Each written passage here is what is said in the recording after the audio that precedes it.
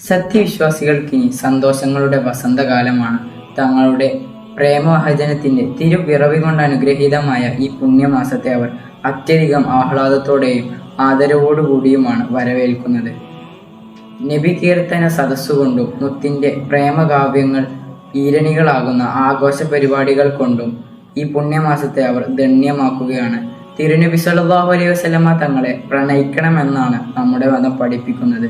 മഹാനരായ അബൂ ഹുറൈറ റളിയല്ലാഹു അൻഹു നിവേദനം ചെയ്യുന്ന ഒരു ഹദീസിൽ നിന്ന് നമുക്കിത് വ്യക്തമാണ്.